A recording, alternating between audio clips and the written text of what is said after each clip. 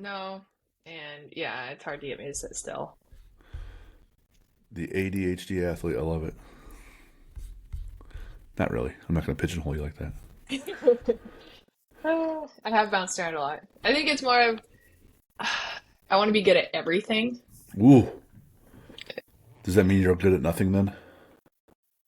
Mm, there's been times where I recognize that I need to narrow in my focus, and then there's other times where I've broadened it. Sure. And I think that's what makes you really good overall is because having a broader base gives you perspective and uh, allows you to develop skills that otherwise you wouldn't. And then when you narrow back in, you're stronger than you were before.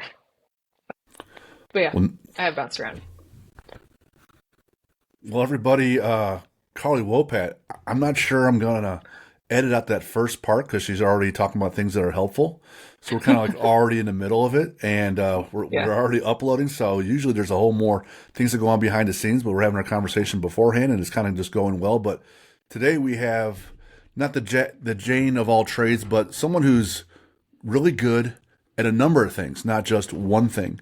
And just going through her bio, once again, I was telling Lucas, I feel like a piece of shit again, having these guests on, but three-time All-American, first team, Stanford. So going to Stanford's pretty cool. You got to be smart to go there, and also athletic. And she did that. Played volleyball. Wanted to play for Team USA, not just Team USA, but also on the indoor, but also sand volleyball. Yes. Firefighter a couple different times and working on it again. She's from California. She's back in California. She's a firefighter there. Does the Go Ruck 48-hour event. Wins the whole thing. Does a DECA Strong, which is interesting because we're hosting a DECA event, our first time in our gym here in June, and she's done one and Nice. has a world record in her time.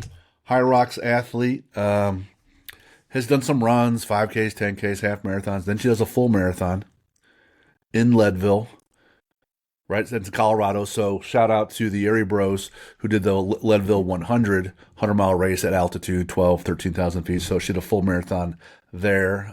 Shout out Kevin Gregory, episode 53, Bubbles. So he got me hooked. Bubbles. He got me hooked up with Carly and introduced us. And I woke up one day, checked my Instagram, and I had a DM from her. I'm like, wow, this is a person I'm actually looking to try to talk to. Episode 50, we had Shani, pro volleyball player from the United States, played for Peru. She says, hey, you need to get Carly on the show. I said, do you know her? She goes, not really, but but get her on the show. I'm like, well, I'll just do that. And so here we are. We have Carly from California and athlete extraordinaire, not just endurance, but strong as well. Welcome to the show. Thank you, Jim. It's an honor to be on. That was quite the intro. Well, there's so much, and there's things I left out and all, but it's like, my goodness. The place I wanted to start was that 48-hour event with the Go Ruck. Hmm. And I also just saw you did a 4x4x48, and I know David Goggins does that for a charity where you run Yes. four miles every 4 hours for 48 hours. So did you do that one too? Yeah, that was with David Goggins. Yeah. It So, was a virtual event, so a group of friends and I got together and camped out at a house mm, and did the whole thing. And I think that was my first big running event. gotcha. Um, didn't really, I wouldn't know, I didn't really train for it now that I know how to actually train for long distance runs. So it's pretty crazy that I just went and did it. And that's completely different from the GoRuck event, which lasted Yeah. 48 hours and you won the whole thing. And I was telling my wife this beforehand, and she goes, did she beat the dudes too? I said, I don't think so. It But was two different, two, there were 12 females and 12 males, and this was invite only. So they mm-hmm, selected professional athletes who they thought would do well in this arena. And we competed together side by side, but the two competitions were separate. So it was the guys against the guys and the females against the females. gotcha. Gotcha. And yeah, I ended up winning that, and that kind of launched me into this hybrid fitness space. That was the beginning of 2023. Uh, yeah. And so it's different than CrossFit. The DECA It's different than events, CrossFit. the DECA events are Yeah. different, but there's similarities. Or there's barbells involved and pushing sleds. But tell us, for those that don't know, the main difference between CrossFit and a hybrid athlete. Uh, it's hard to, it can be hard to differentiate. I think you can take a CrossFit athlete and say they're a hybrid athlete, but I wouldn't take a hybrid athlete and say they're technically a CrossFit athlete. I think the hybrid competitions that are emerging, some common examples that people know are High Rocks and DecaFit. Yep. And these are very endurance-based races, which is different from CrossFit because most CrossFit pieces are short and sort of max capacity workouts. And there's a lot of variety and randomness to CrossFit. You have harder skills like muscle ups, handstand walks, Olympic lifts that not everybody can do. Mm-hmm. Whereas High Rocks and DecaFit are very structured. It's the same race every single time. And everything is more functional. And they created these races with the idea that everybody can complete them, whether you're a professional athlete and racing to get the fastest time or just an average Joe who wants something to train for. Sure. Because there's a lot of people out there who I think didn't grow up playing sports. They're at a point in their life where they want something to train for because that really gives you motivation to get in the gym and improve your numbers. And CrossFit is often too challenging or intense. I've ventured into High Rocks and into DECA, but my favorite hybrid events are these gritty multi-day events, like the Hypercon Games, Garuk, the Gark Games. Hypercon Games, Austin Alexander and Hunter McIntyre started it, so it's still relatively new. But the last one in 2024, I couldn't compete because I was in Fire Academy. They took a bunch of athletes out to Catalina Island and they camped and then did all these events, swimming, long trail run. They had to start a fire with just like kindle and a stick. Some strength, just pure strength events, wrestling.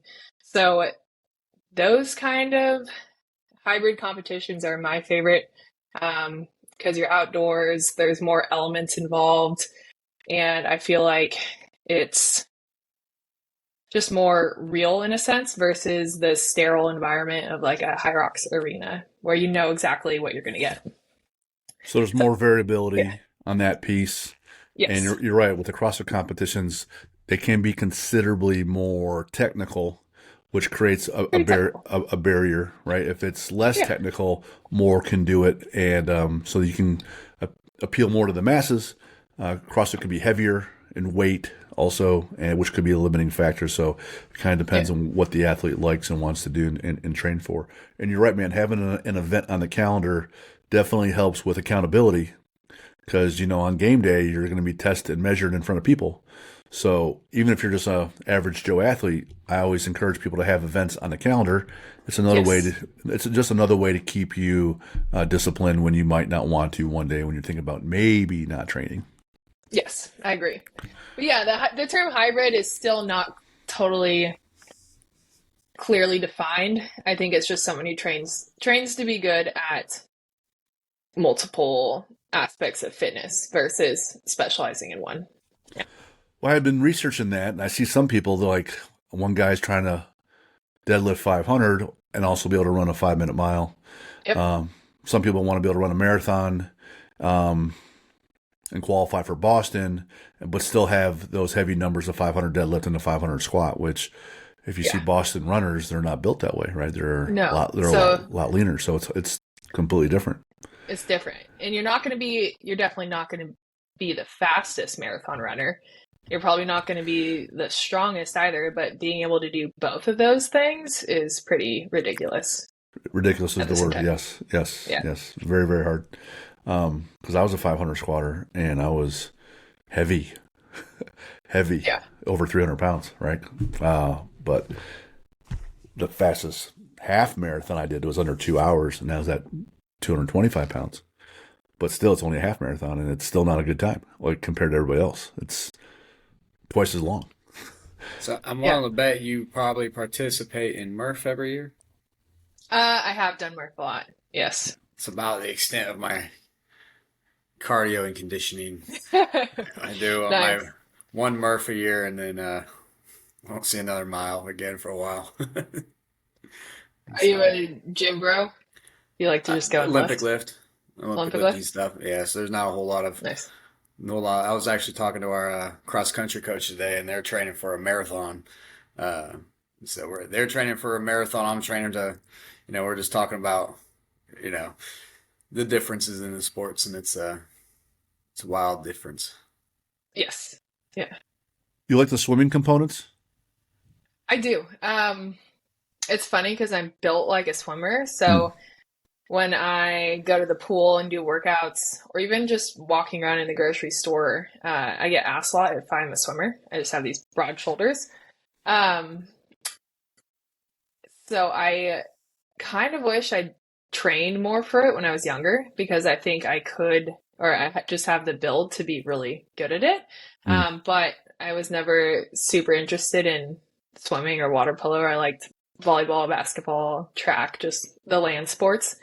But now, in the last 2 years, I've started to swim a bit more and been working on developing my swimming technique, and it's getting better. But it is brutal getting in the pool and doing some of those workouts. Hmm. Swimming is a whole different beast. Yeah. Yeah, for sure. And Uh, open water, oh my God. I went and swam in the ocean with some lifeguards this past summer, and I thought I was drowning the whole time because you're just, I don't know, taking seawater into the face and trying to breathe at the same time. The current is dragging you. It's gnarly. well, if you're up for an event, I have one in August. What is it? So I can't remember the episode number, but we had the Cathys on, two Cathys, and they both swam it. I was out there supporting it. A number of our guests were our Navy SEALs, and there are a number of SEAL swimming events around the country on the coasts throughout the year that raise money for naval special warfare and the SEAL community. And so the New York City SEAL Swim Yeah. that Bill Brown runs is August 16th. I just got the date yesterday. And what you do is you start in New Jersey, you run a mile, and there's a bunch of pomp and circumstance and a lot of fun stuff in the beginning. And then from there, you swim to the Statue of Liberty. And there's a spot where you stop there and you do 100 push-ups and 22 pull-ups. And then from there, you swim to Ellis Island. Same deal. And then you swim to Manhattan. And then from there, you run a mile to the World Trade Center. And then the whole thing kind of ends there with more speeches and stuff. So you do Huh. about 3.5 miles swimming across the Hudson over to Manhattan with push-ups and pull-ups along the way. Last year, I went out there to help support it. They raised like 700,000. Was outstanding, right? And so Bill's, asked me to do it this year, and I said I would. And I have no background in swimming, and so been working on that since last June, and for 2025, and turned 50, and so that's on the calendar. So, anyways, Nice. the Cathys did it. It's like 400 people did it. There was maybe, I don't know, 25 females. You get to wear And, fins though, right? yeah, you have to wear fins, except the one Kathy that's 62 years old and leading the pack and doing all the pull-ups, swam it without fins Oh my God. and was beating ass on everybody. She competes internationally in triathlons, Okay.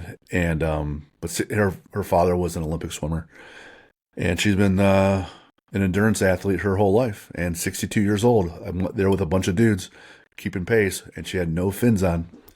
And I was like, That's "Oh my!" insane. Yeah, right, Yeah. right. And I'm like, "Okay, well, we'll make that happen."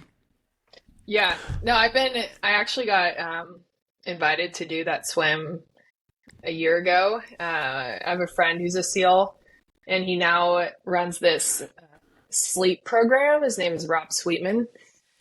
And he was trying to get me to come out and do it, but I couldn't Nice. because of some conflicts. This year might be tough because I'm still on probation for my new fire position.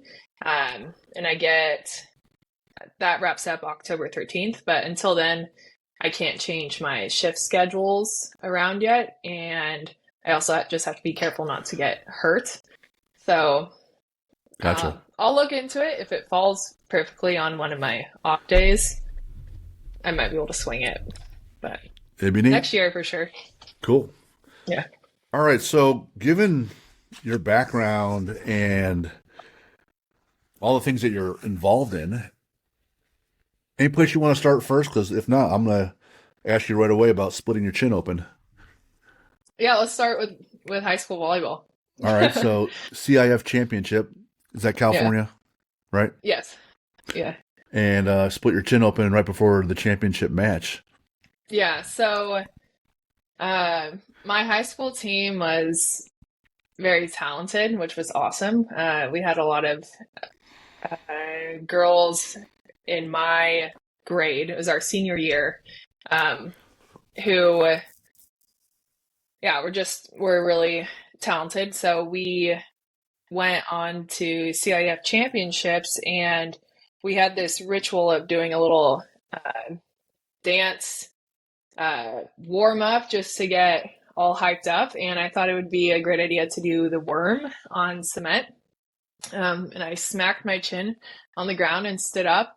And I knew I hit the ground pretty hard. So I wiped the back of my chin with my hand and saw blood and turned to my coach. And I was like, "Hey, Garrett, is my chin split open?" And when I tilted my head back, the whole thing was just opened up. Oh, shit. And I remember the look on his face. He was just like, literally 5 minutes before the start of the match. So yeah, just panic in his eyes. But we put this big Band-Aid on the lower half of my face and went and played, and we crushed them and won the championship. And then I went and got stitches. Dang. So All on the same day. all the same day. Yeah, so that's always a pretty good story. But yeah, high school was definitely a great start to my volleyball career.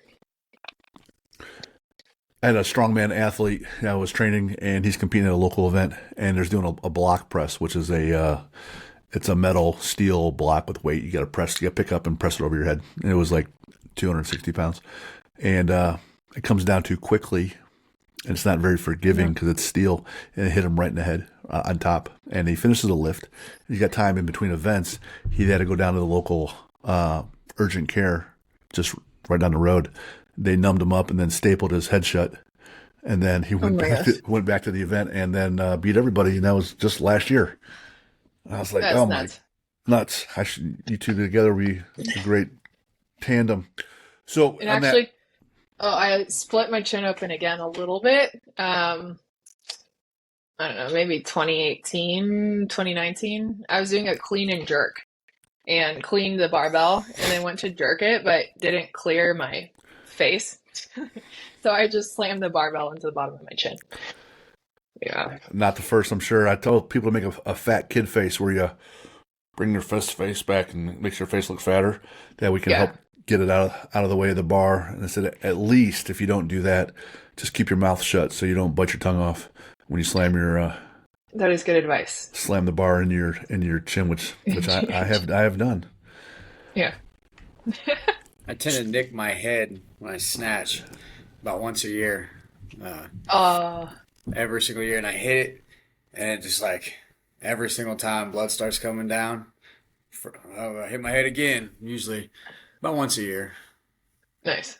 So, At least you're consistent. yeah, right. Yeah. Bar path keeps getting closer and closer and closer until it's too close. Yeah. Being in Operation Invictus, so are you considered an Invictus athlete or coach then? No. So this last year, I was trying to think of something greater to train for. Oh boy. Uh, I started to apply for some more fire departments, and I knew that's something I wanted to do. And then I was looking at competitions and asking myself what really motivated me to train because it wasn't, I don't know, I've never been super into high rocks, deca fit. Again, I just felt like those were too sterile, and I wanted something that's just super gritty and mental. And Go Ruck has this event called Selection. Unfortunately, they didn't do a Go Ruck Games the past year, so but they do Selection, and it's similar to the games, but um, all sort of niceties are stripped away, and it's 48 hours of just like Hell Week. There is no prize money and or any kind of like, I guess, like trophy. It's just knowing that you completed something really, really hard and not many people can finish it. There's maybe one finisher every time they do it or zero. So I started to train for that, but still I felt like I wanted an overall encompassing um, purpose or something to train for. And so I just created for myself this thing called Operation Invictus. And everything is part of Operation Invictus. So my fire academy, training for the GORC selection, uh, whatever I take on, it's all yeah, under this greater umbrella of Operation Invictus. And to me, I've asked myself, okay, well, what does Operation Invictus mean? And I think it means just having no fear and leaning into any kind of challenges and um, yeah, being willing to take on the uncomfortable, the unknown, push myself beyond what feels like my limits. And again, you kind of face, for me, I face that in a lot of different aspects of my life, whether I'm I know, in the gym training or I'm responding to a structure fire now. Fire Academy, there was definitely points where I was pushed to my limits, and I thought of Operation Invictus. And there's this, well, I got the name because there's this poem by William Ernest Henley, and it's called Invictus, and I memorized it. So I can, Let's hear it. Okay. All right. Invictus by William Ernest Henley. Out of the night that covers me, black as the pit from pole to pole, I thank whatever gods may be for my unconquerable soul. Beyond this place of wrath and tears looms but the horror of the shade, and yet the menace of the years finds and shall find me unafraid. In the fell clutch of circumstance, I have not winced nor cried out loud. Under the bludgeons of chance, my head is bloody but embowed. It matters not how strait the gate, how charged with punishments the scroll. I am the master of my fate. I am the captain of my soul. I think I switched the middle two stanzas on accident. It should be in the fell clutch of circumstance and then beyond this place of wrath and tears. But anyway, I memorized that, and to me, I first stumbled on that poem, especially the last stanza after my sister passed, and that resonated with me. It matters not how straight the gates are charged with punishments the scroll. I am the master of my fate. I am the captain of my soul. And then later on, I read the whole poem, and I just felt like it could be a mantra for me whenever anything gets really hard. I could recite it and just keep putting one foot in front of the other. So, yeah, it's worked so far. You know, it gets so raw in the middle of that. You know, you're in your darkness, and it talks about your soul, and then you're in the shadows. and it just simply asks, "Don't quit. Don't quit. Just keep moving forward."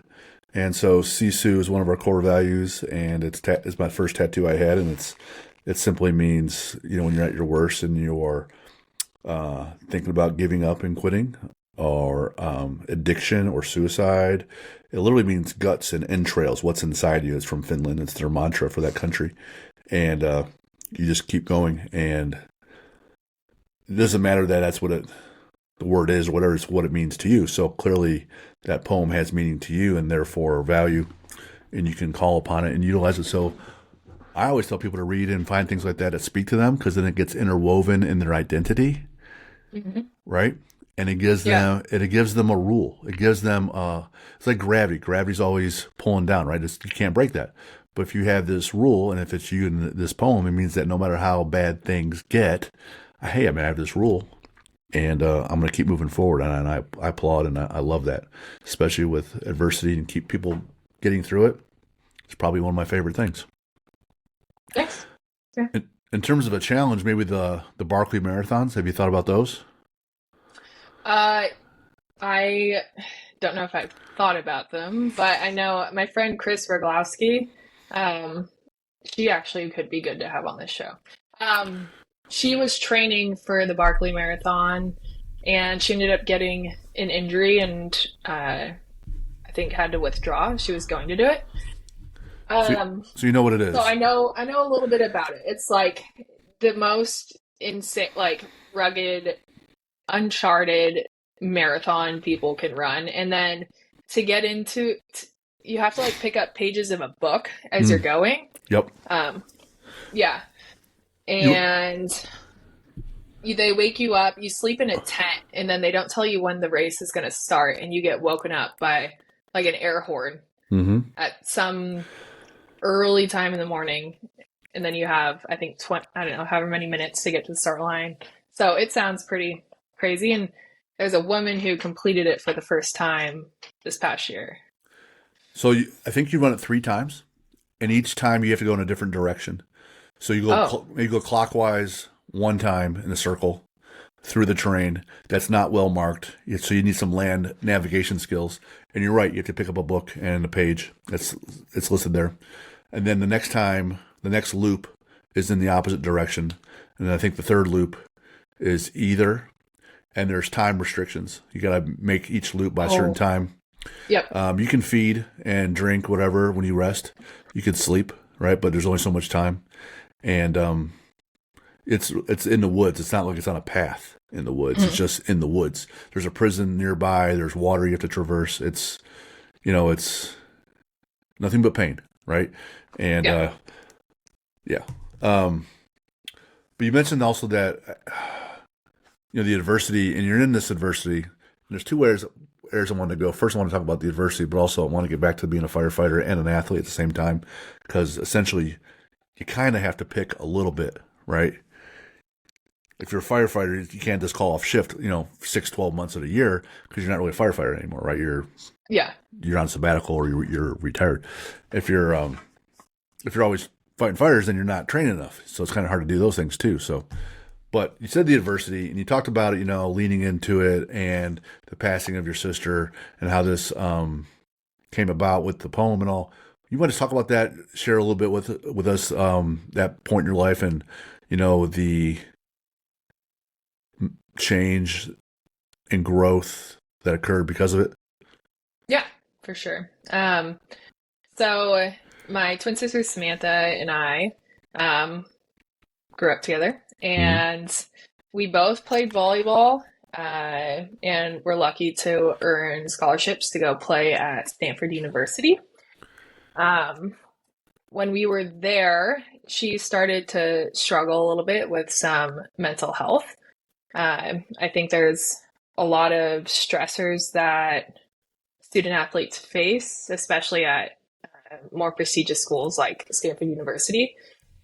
And looking back, I've had a lot of time to reflect on all this, but I just don't think she was totally equipped to deal with all of those. I don't think anybody really is when they're 19 years old. But was struggling, and she was getting some help, but there was a point where it just became too much for her, and she was dealing with some depression, and unexpectedly took her own life. For me, it was, I think there's points in her life that create this before and after. So there's the life I had before, and then there's the life that you have after. And that was one of my moments. Hopefully I don't have any more, but probably will. Yeah, because we all face certain tragedies, but that this tragedy was, I think, one I couldn't have ever imagined, losing a twin sister, and I just had to rebuild my constructs of life and how things worked, because I was so used to just having this person next to me, going through life with me. And I also don't, just suicide in general is so hard to talk about. Now it's gotten a lot, I'd say, easier for me as I've, again, just like processed stuff. And it's, mental health is just so prevalent in society now too. Like, I think people feel alone with it when in fact we're all going through it together. So that, I think, was definitely a challenging piece. And just knowing that she was struggling so much and felt like she couldn't find a way out in that moment, or that she was a burden to her loved ones. But I realized that there's two different roads I could take. I could let it sort of tear me down, or I could use it to make myself stronger. And I knew she wouldn't want me to stop living my life and pursuing my dreams and going after great things. So I kind of took on the idea of living life for the both of us. And yeah, from then on, I know as well, I can overcome anything. I've already overcame the hardest thing I could have imagined. So what else is there? Really? Yeah. That's the real shame in that, Alex Formosi talks about this. Yeah, when you interview or talk to champions or people that won at a very, very high level, they're just always so broken because it takes so much to get there. It's not just the physical things, to go through the physical things all the time, day in, like extreme, physicality. To not just be invited to the 48-hour Go Ruck thing, right? You get invited, you're already a high-level athlete, then you win the whole thing. Like, you've been going through so much. So when you talk to these people that have done such amazing things, so much has gone into that person, either surrounding them, the whole village, people help build that person up and support them. But there's usually so much loss. Got hurt, broke this, lost this family member, lost this game, grew up alone, grew up, no parents, whatever. And so that they're so broken that they find that level of resilience. Like, no one is very, very resilient from having a really simple, easy life, right? People that want to be resilient, you only get that from having to go through pain. Hard things. The only thing I thought I might, I'm not necessarily disagree, but you say you don't want to have these before and after moments in your life, but you could have great before and after moments, like that's true. Getting married, having a kid, right? Taking over a career, like being back in the fire department. Like, hey, before I wasn't a firefighter, but now I am. So just there's some positives there too. But I don't know what to say. I think you choose those. You do. And then there's others that are unexpected and yes, but it's E plus R equals O, right? Event plus reaction equals outcome. E does not equal event does not equal outcome. It's the reaction. So it's hard. I can't relate because I haven't lost a sibling. I haven't lost someone that to suicide like that. I'm sorry. I'm sorry that happened, and I'm sorry that I don't want to say I'm sorry you had to get so broken to be this resilient because it helps make you who you are. It's just too bad that you had to go, that pain had to be there. But you turned it around and utilized it as best you could, and I'm sure you still have to. And it's the same with other people in your family. Um, it's just Thank hard. you. Yeah. It's just hard, but at least you keep going, right? And that's the whole point behind the poem too. Um, so if you had to pick, because you're a really resilient, hardworking, competitive person, just be a firefighter the rest of your life and compete there, or compete in athletically. Yeah, Which one speaks to your identity more? that's been one of the hardest decisions I've been, um, I guess, trying to come to conclusions with over the past, I don't know, 10 years Sure. or so. Um, let's see. Well, it started with volleyball, and my goal was always to go to the Olympics and win a gold medal. Um, and I was training with the national team, the indoor national team. Um, and while I was still training there, I was just thinking about what else is there for me, say after a volleyball career. I just didn't feel um, entirely fulfilled only playing volleyball. Um, so I started looking into different careers, and I remember telling some of my teammates, I think I want to be a firefighter, um, just because I thought firefighters were like real life heroes, and my personality was, I don't know, the kind of one that would run into a burning building at that point of my life. I just had that little bit of crazy in me. So firefighting definitely appealed to me. And I went after practice one day, I went to this recruitment seminar.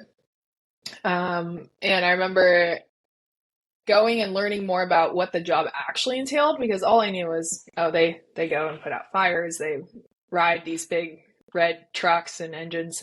But I went there and they talked about all the emergency medicine side, the kinds of disasters we respond to, car accidents, violence, earthquakes, mudslides, 9/11, all of that were the first ones to show up on scene.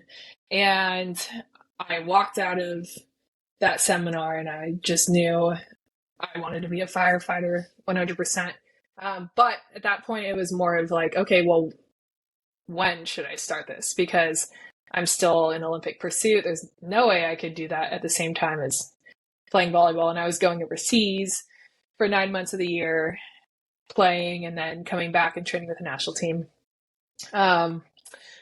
I tore my left MCL when I was surfing in Hawaii in 2018. And that kind of was a pivot for me into beach volleyball, just because I couldn't go overseas after that. I was still recovering. And so I had these 9 months and figured I would start playing a little bit in the sand just to keep my touch on the ball. And it went so well. My beach game kind of took off, and I got asked to make an Olympic run with a veteran. Her name is Brittany Hochbar. So I made the hard decision to switch from indoor to beach sooner than I thought I would, because I always knew I would probably end up playing beach volleyball too. Played that for a couple years, and then right when I was getting to my peak game, I was practicing with some of the best: April Ross, Alex Kleinman, Carrie Walsh. COVID hit and ruined everything. So, they took away, they took down the nets in Hermosa Beach, canceled all tournaments and competitions for the year. And I just remember trying to touch the volleyball against, I don't know, the house, to keep some sort of touch. But it was really hard mentally because I was just felt like stagnant, and I didn't know if the sport would come back or when. So after doing some internal work, I decided to lean into firefighting and just start it. I was like, okay, I'll start this career, see what happens, and maybe eventually I can do both at the same time. I can play professional beach volleyball once I'm already working the job and working shifts. So went through a private fire academy. First, I had to take a bunch of fire science and technology courses online. Then 5-month fire academy. Then I got hired by the LA City Fire Department, went through their 5-month fire academy, and then started working and began playing a little bit of volleyball. And then more volleyball. And then I was just really fired up on volleyball again and had this opportunity present itself to make a run for the 2024 Olympics, which just happened. So now I was in a really tough position because realized, okay, I have this great career I've invested a lot of time and energy into, but I also have these volleyball dreams that I haven't let go of by any means, and there's no way I can do both at the same time. Like, there's no way you can make an Olympic run and go to all those tournaments and be working a fire job. Nope. And I knew I would look back and regret it if I didn't go for that Olympics. So I had to let go of the job and just trust that, hey, you know what, I can come back. It's not like I'm totally throwing away everything I put into it, because I was very passionate about it, and I did really well. And there are a lot of people who were excited to see me in that field as well. So it felt a little bit like just letting go of some great things. And I didn't want to disappoint people either, but I was like, I can come back, but I need to go do this first. That didn't go as the Olympics didn't go as planned, because I ended up hurting my foot in one of our first tournaments. They said I broke it. I don't think I did, because I went and saw some more specialists, and there were bone fragments, but they couldn't find the broken bone. So I don't know where the bone fragments came from. Anyway, my foot hurt really bad for about a year, and now the Olympics were off the table. And the next thing, I was pretty devastated. I let go of this fire career for the Olympics, and then now that was gone too, and I was just like, oh my God, what am I going to do next? So just like angry and feeling kind of like desperate. And I had the Go-Rec Games in about a month, which at that point was a maybe for me. But I was like, you know what? I'm going to go all in on the Go-Rec Games, and I'm going to win this thing. So yeah, that I was like gunning for it. So Carl was pissed off and had a target and time to prepare for it. So all those other poor, I had a month. all those not a lot, but... not a lot of time, and those other competitors just didn't have Carly steamrolling right at him because she's pissed and wants to win something. And so here you go. You know, well, it was also, I think, like a $24,000 prize. Oh, that helps too, right? $24,000. Yeah. Sure. So I was like, I kind of really need that. Right. So yeah, we're gonna go win this thing.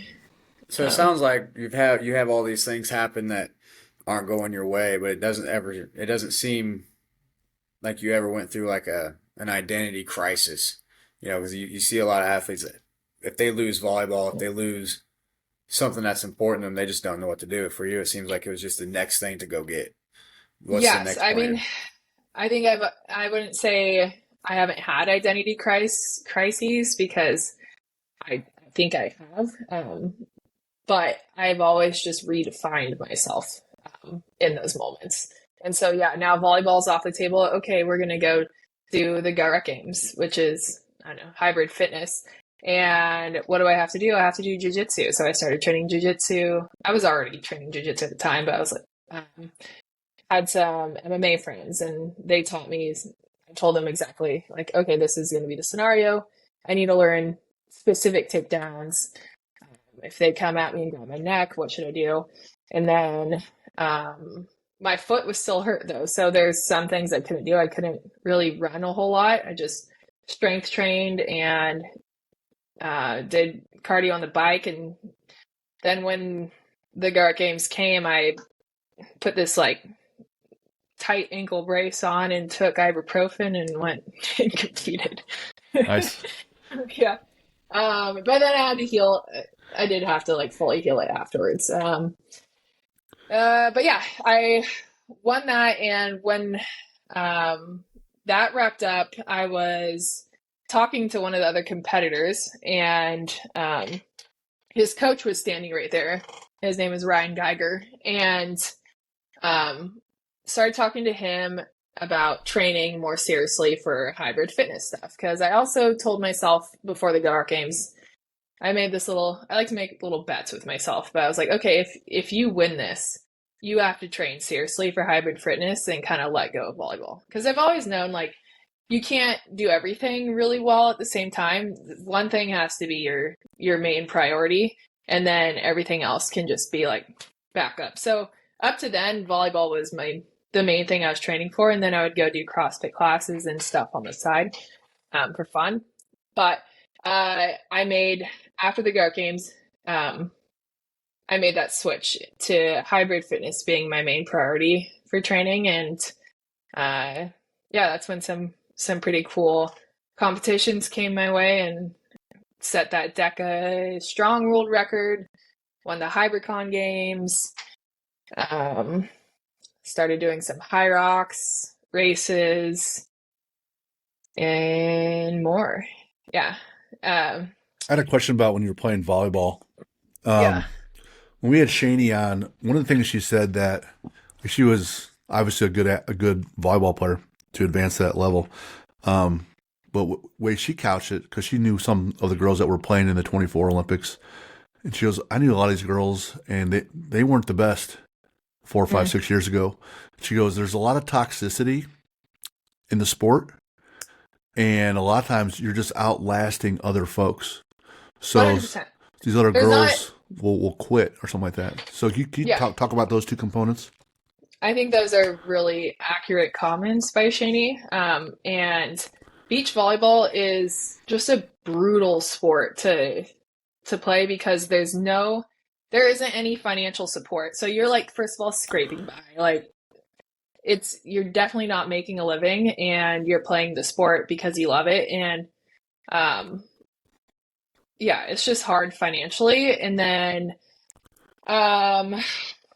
the structure keeps changing. So the AVP has gone through like various hands, and they're changing the format every year. And then you have that question like, okay, is it going to happen this year? Which sucks as a professional athlete because you're investing all this time and energy into a sport, and then you have no idea if you're even going to be able to compete or get anything in return.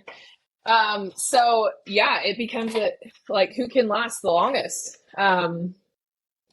Because in the end, or who also has resources. Like if you have parents who are willing to pay for everything, honestly, a lot of those girls end up like playing longer than others because mom and dad will support them financially, or sponsors.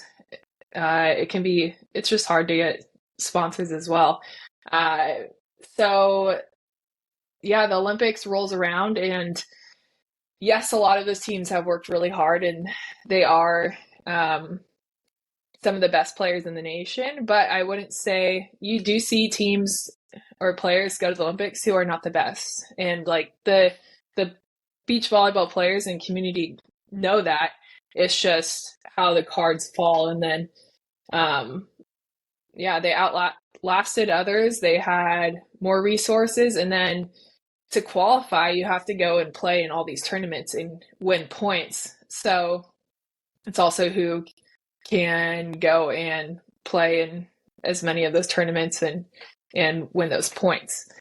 One of the things we talk about is building the athlete mentally and physically. And the one component I get a lot of head turns where people don't really believe me. I say that teammates is a huge part of you being an elite level athlete, whether it's those people pushing you, but you just listed a whole bunch of teammates that don't play. Parents, sponsors, other jobs, other resources. And if you don't have those outside teammates and you haven't cultivated those relationships, at some sports at the highest level, you just fade away. And it doesn't matter that maybe you're 6'4" and you got a 36-inch vertical and you can, smash the ball, blah, blah, blah. That if you don't have these other components, it's a limiting factor. And you say, yeah, well, sometimes the best girls didn't play. What about, Shani also said that she had a year off because she tore an ACL and she used that year to get a lot stronger. She started doing a lot more squatting, box squatting, just really strengthened her body so that when she came back to the court, her vertical was higher, she landed and could absorb force so much easier. Talk about strength training and playing, not necessarily an endurance sport, but one there's a lot of power and explosion and impact. And without the strength training, where you would be as an athlete or how it's helped you. Well, the way I trained for volleyball was quite different than the way I train now for hybrid. Oh, for sure. Yeah. Completely different sports, but back then. Back then, how did I train to prevent? How do you incorporate strength training to maximize you as a volleyball player? Oh, okay. I started. Well, I think the peak of my strength training for volleyball was when I started working with P3. They train professional basketball players, football, soccer, and they have one facility here in Santa Barbara. So I went in and it's pretty amazing what they do. They put on these electrodes and they analyze your body mechanics, and a lot of sport is force production. Yes. So how you land or how you jump and then how you land and absorb force, rotational force. So any kind of overhead sport like volleyball or baseball, a lot of that is just generated through thoracic rotation and being able to build velocity for your body like that. True. Jumping is also just like how much force can you generate off the ground?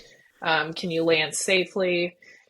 So working with them, I did a lot of like single leg unilateral strength, like rear foot elevated deadlifts.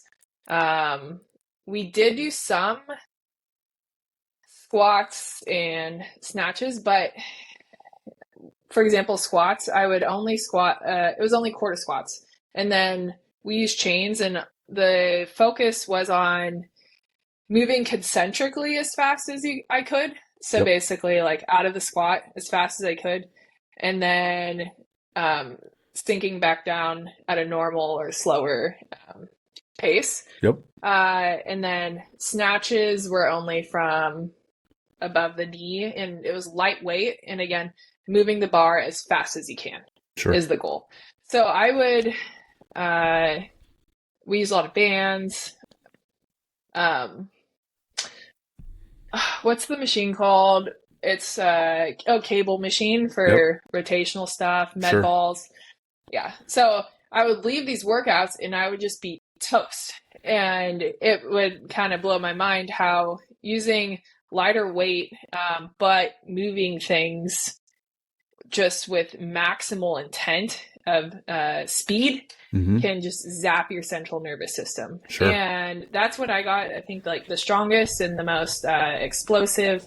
You also want like plyometrics and agility in there, but they would get mad at us if we would go out and do any kind of like long, slow run Right. or bike ride for an hour because you're using different energy pathways.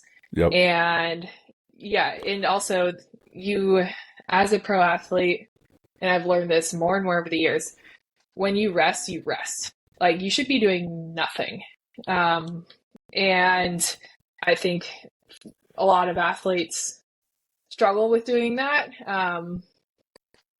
That's also why I think being a pro athlete is a full-time job because you're either training or you're playing a sport, and then you almost have to be lazy in your off time, like play video games, read books, sleep, because you need not only physical downtime, but mentally you should be just like off as well.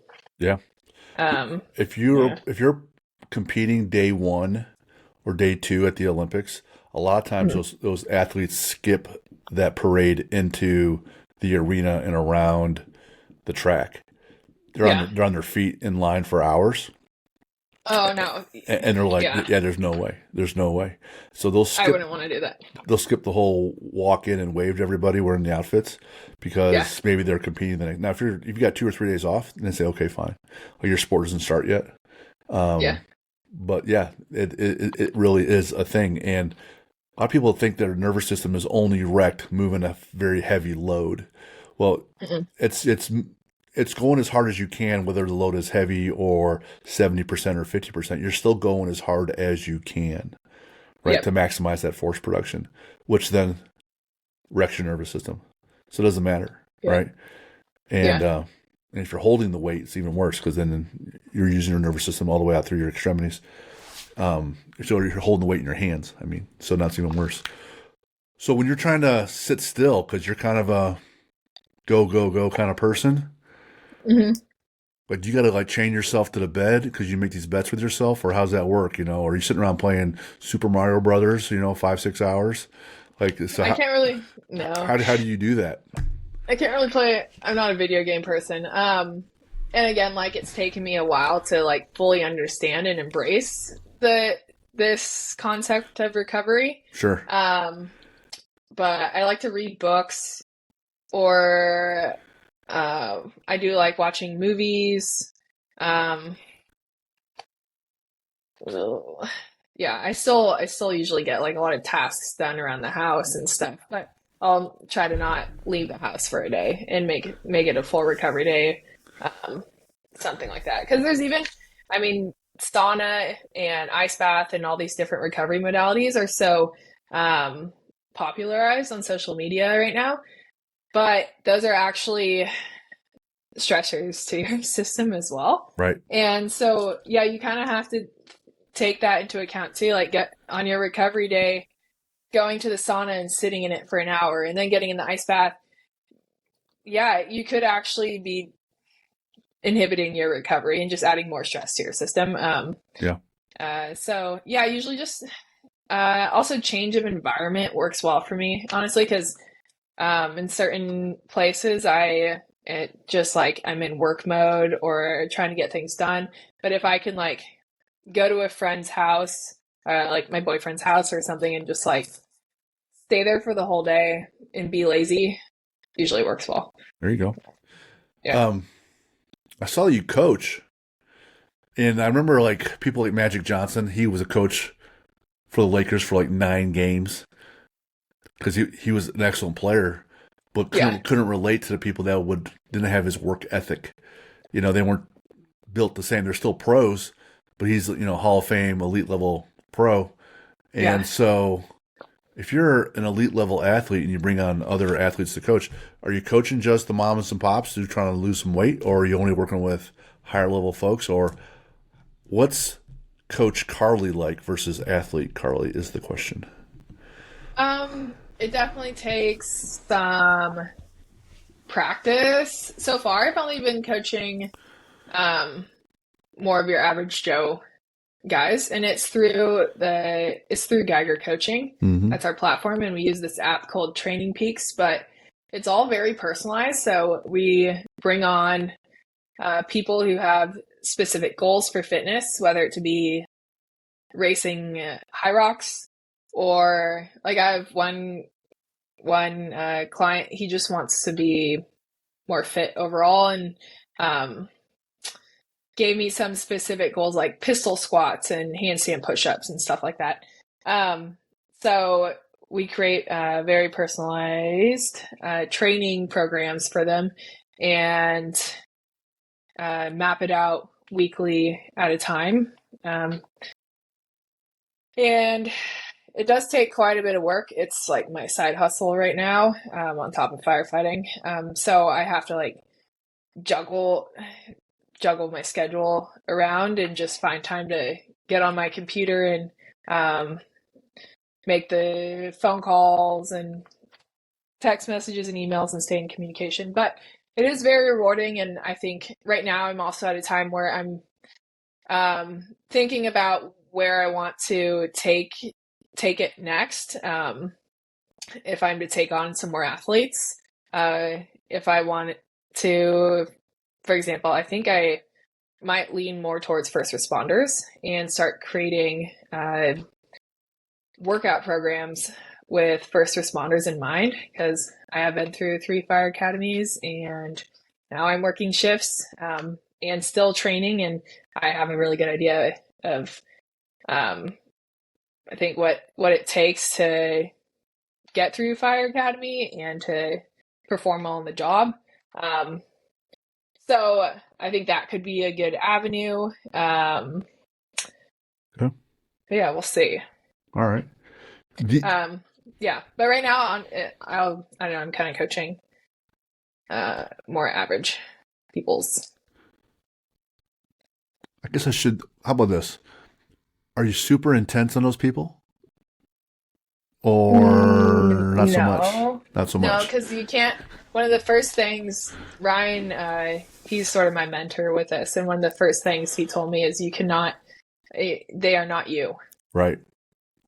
And so, So like you cannot impose your expectations of yourself on other people, and right. yeah, they're not you. And so I understand that.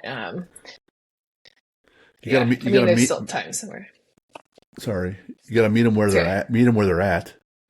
Yeah. Mentally and physically, and then you just move them up a little bit, right? Just like everybody else, it's a natural progression, doing things incrementally. I was struck by on the questionnaire, you talk about mindset, and he said a couple things that have been really helpful for you is having a strong morning routine and creating an accountability system. I like the Tim Ferriss's quote: "Goals are for losers, systems are for winners." The goals are just targets, but the systems are what get you there. So those just move together on your morning routine and your accountability system. So what's that look like for you? So there's been times I think the thing that really started a lot of this was James Clear's book, Atomic Habits. Episode 8 for us, man.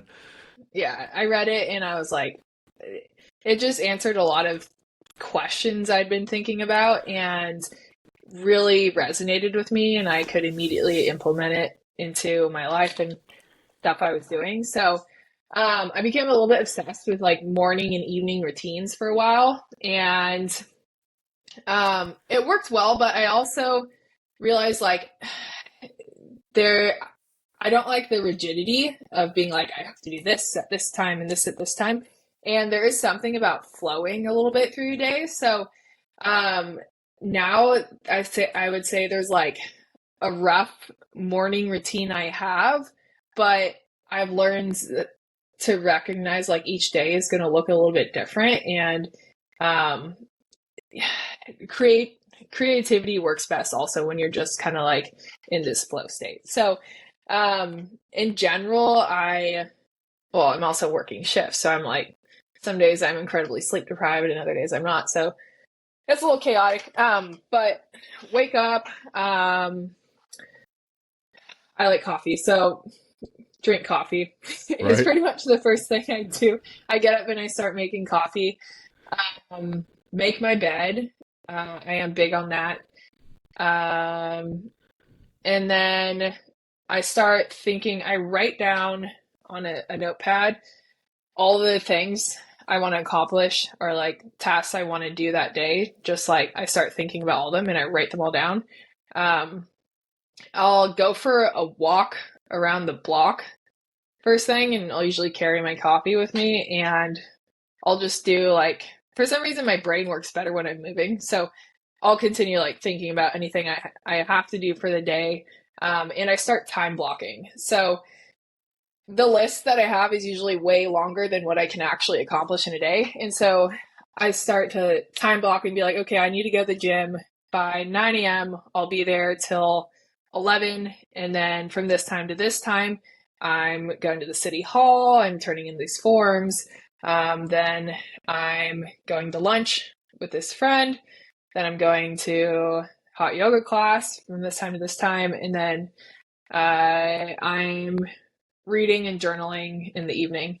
And the time block, and then I'll try to set usually one or two like main tasks that have to be accomplished. Because again, like I usually try to do more than is possible in a day.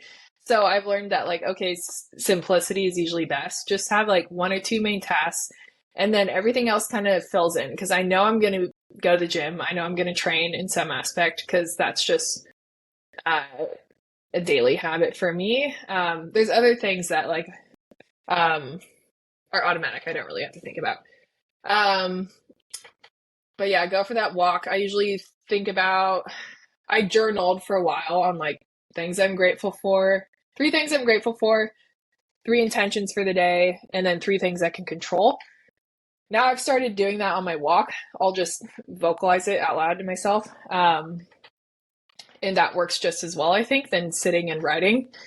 And then once I get back to the house, I just start going. I do think I am a big journaler or writer. There's been times where I've done it a lot in the morning, and now I tend to do it more in the evening, and I like to call it day debriefing. So I'll mentally just like go through my whole day and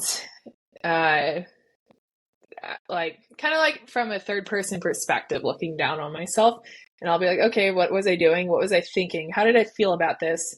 And I try to focus on, I'll make lists of like, what did I learn throughout the day? And that, or also like, what are some mini victories?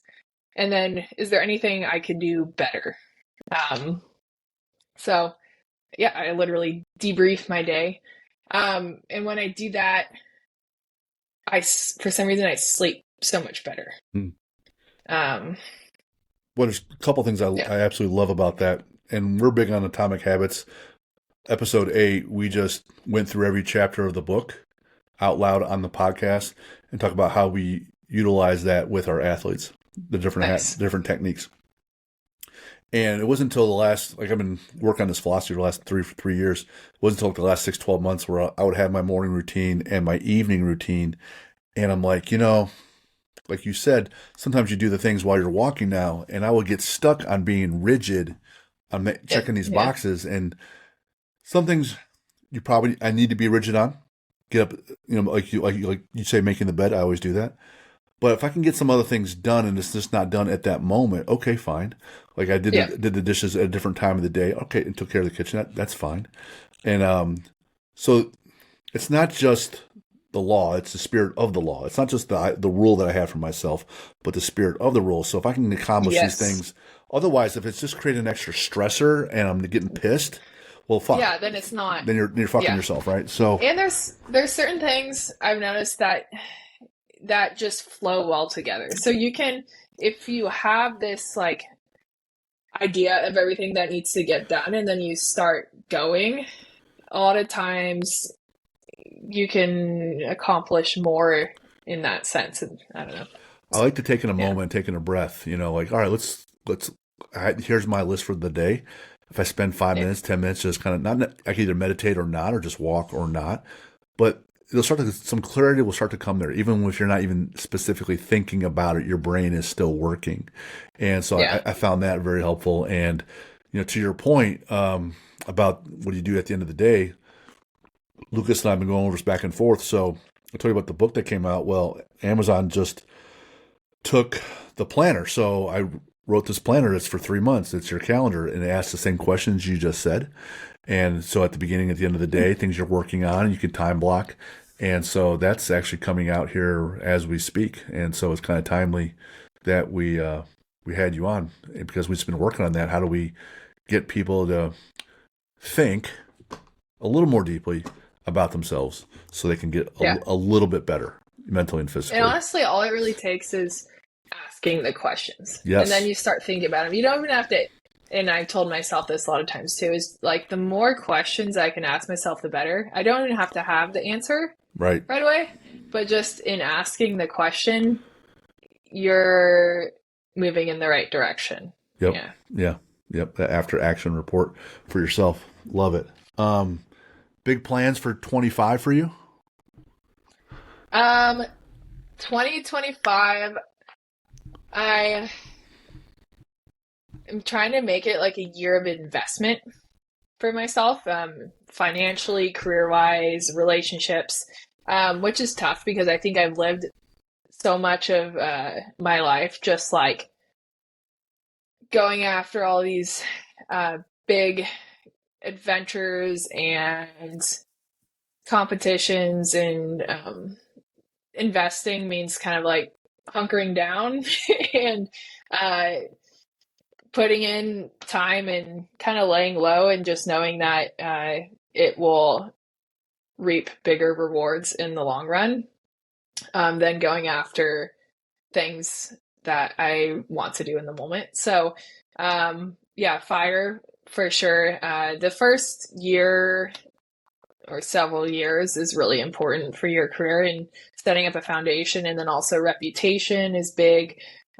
So there's still a lot we have to learn on probation and complete these task books. In every shift, we're going out and training and reading all these standard operating procedures. So a lot of my focus will be there. And then I've set some goals financially, and I really want to buy a house in the next couple years, and Santa Barbara is a hell of a place to buy a house. Yeah, so I'm trying to figure out how I'm going to do that. Might have to go like a little bit into Ventura. We'll see. But basically saving and investing, finances. I am super eager to start competing again, however I can. I just did this Battle Bunker New Year's challenge that was virtual, which worked out well because you just had to film yourself doing these workouts and submit them. We'll see. There's some firefighter competitions that are cool. The firefighter challenge, and then the fire and police world games. Yep. So I'm going to look into those because I think just talking to Ryan, my coach, he's like, yeah, you could go win the firefighter challenge if you started training for that. So I'm like, ooh, that'd be fun. That'd be cool. Yeah.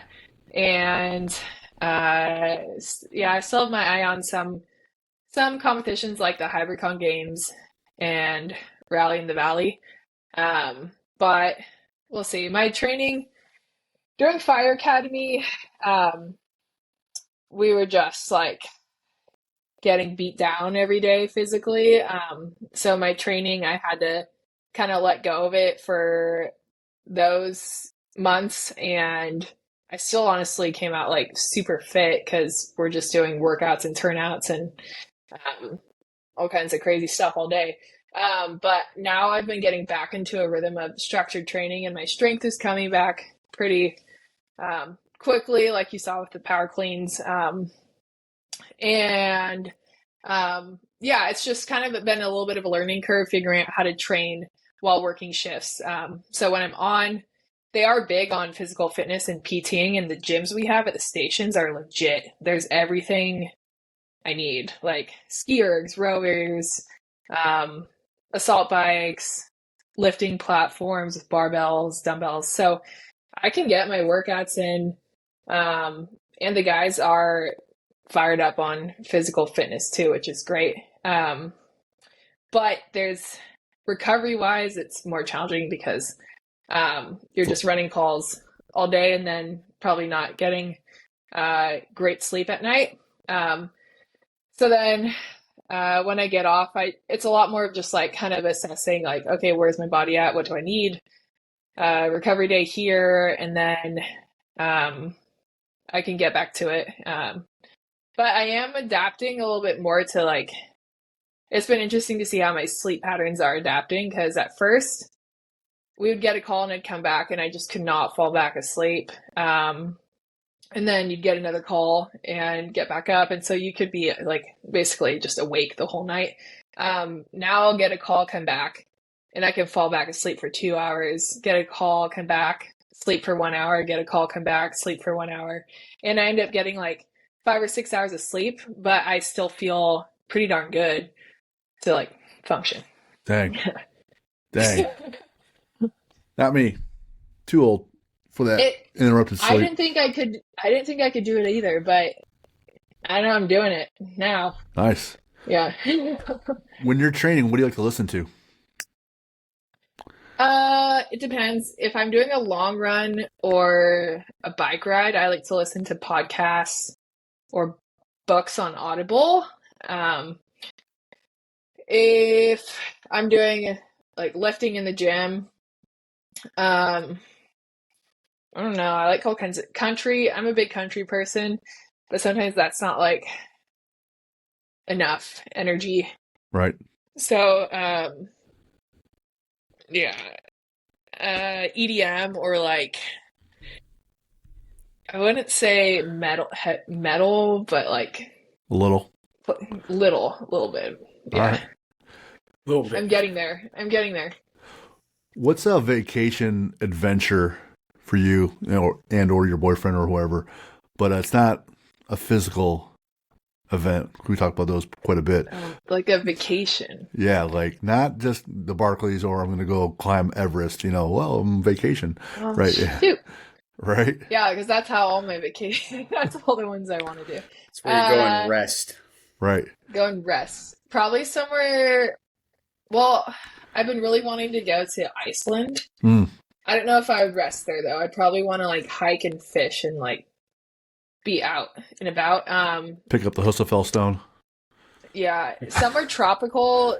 Tropical is easy to be a little bit lazier on vacation because you can just hang out at the beach. It's warm and sunny. So like Hawaii or. It's all right. So scuba dive for 2 miles down. Yeah, go deep sea diving. Right. Yeah. How about Iceland or Hawaii? Perfect. How about a sports movie? You have a favorite or two? Sports movie.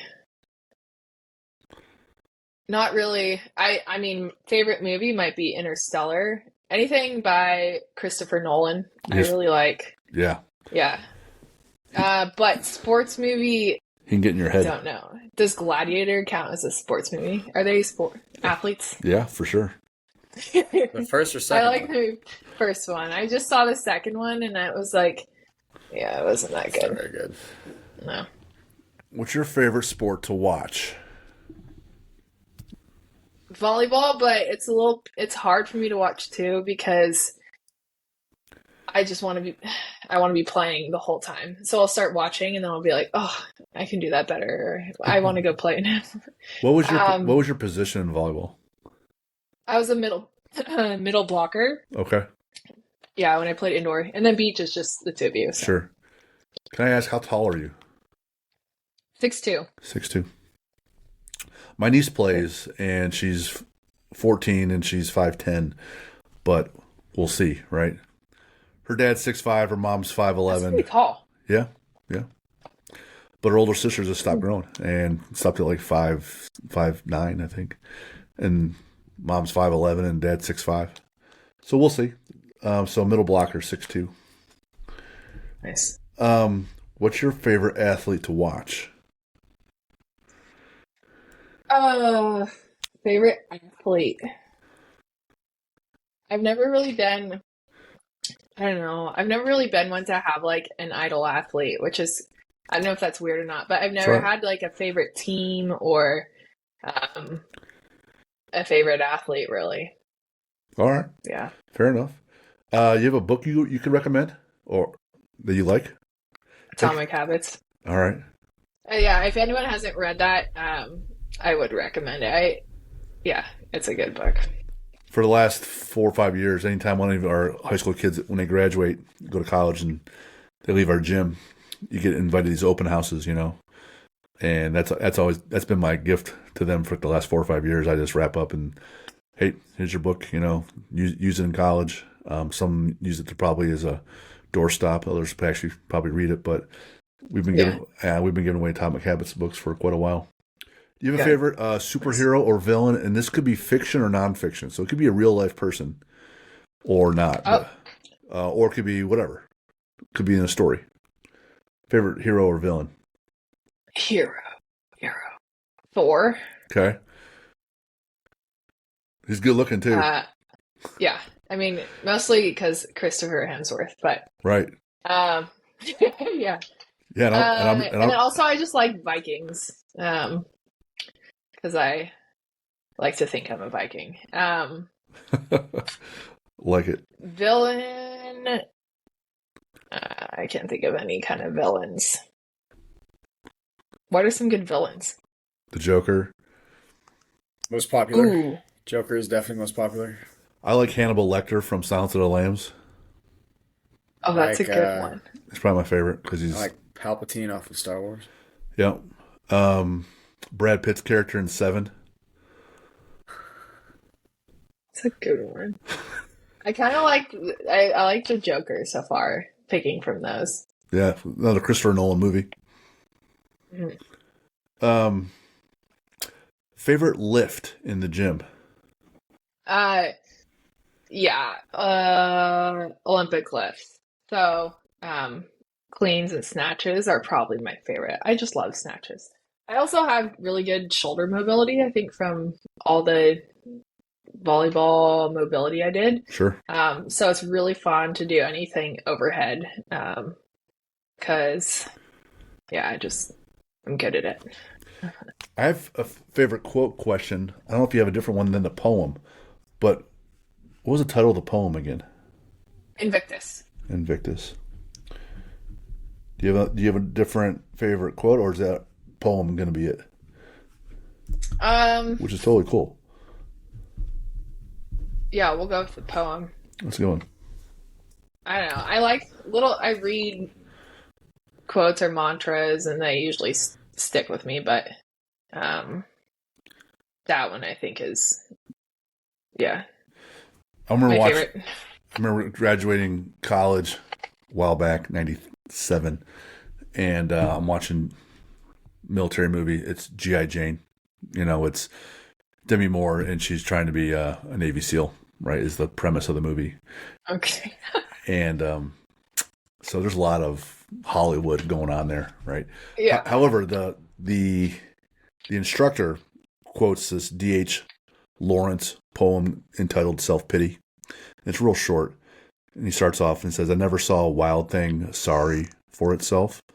A small bird will fall frozen dead from a bough without ever having felt sorry for itself." Oh, Right? that's good. And so I have that written down, and whether you like the movie or not, the poem is still true about self-pity. Like, you sit there and feel sorry for yourself. Things freezing to death, literally. And it still keeps on, Yeah, it still just keeps on going all the way to the end. It's like, well, then now it's the end, but there's no feeling sorry for yourself. You just keep going. that's a good one. Have you heard of the book Green Lights by Matthew McConaughey? Yeah, I've heard like a lot of great things about it. I haven't read it or listened to it, so I don't know. I know I think he talks about his dad a little bit there, but about how I couldn't speak intelligently on the book itself at all. Yeah. I'm just mentioning it because there's a lot of good quotes in there. Mm. If you're looking for some little gems. Yeah. I wrote down quite a few of them. Awesome. But yeah. check out the book, the Edge by The Edge. Howard Ferguson. He was a wrestling coach for St. Edward High School in Cleveland, which pains me to say because it's my high school's rival. However, they won so many state titles; they're just phenomenal. The point of the book, though, is that he takes each chapter of the book and it talks about different things. It might be integrity, discipline, motivation, whatever. And he has compiled quotes from college and pro athletes and coaches for centuries, whether it's Sun Tzu or Caesar or whatever, or Napoleon, but also athletes like Dick Butkus and Michael Jordan. And he just has one quote after another, or story or poem, and it's in all those chapters. So if you want to look up quotes about discipline, you'll see Don Shula with the 72 Dolphins, whatever. But the whole chapter, the quotes all pertain to that topic. And so the book isn't very popular. You got to find it on Amazon. It's a hardback book, but I got 2 of them, and they're it's like $75 for the book because it's not, they don't print that many. However, the whole book is nothing but quotes from athletes and coaches on how to be better in the different topics. So my dad, that's cool. My dad got that from me, and I've always liked it, and I use it to this day. So nice. I'll check it out. Cool. Otherwise, man, Carly, had a great time with you today. Learned a lot of things. Not really any different than I did going in that you seem like a really driven person. And now after having talked with you, you definitely seem like a really driven person. And you're just out there making yourself better and a better place to be around and coaching folks. And if anything, you're, like you said, you're living your life to the fullest for you and your sister Sam. And having I only know you for about an hour and a half, but it sure looks like you're doing all those things. So great job. And it's great having you on the show today. Thank you, Jim. It was a pleasure being on. And yeah, I've enjoyed it quite a bit. Awesome. Shout out to our friends with Jocko Fuel, right? Keeping us Jocko Fuel. Big fans. Nice. Talked about the books out, and the planner. Amazon's going to approve it any day now, so be on the lookout for that. If you want to get a hold of us, it's info@athlete-builder.com. And Carly, if people want to get a hold of you, where can they find you? I'd say I'm most active on my Instagram. Just Carly Wopat on Instagram. Yeah. All right. Yeah. Well, go out and crush 2025. And if I see you at August 16th in New York City swimming, I'll probably need some help, but I'll look for you. And until we talk again, man, thanks so much. Have a good one. Thank you. All right. See you guys.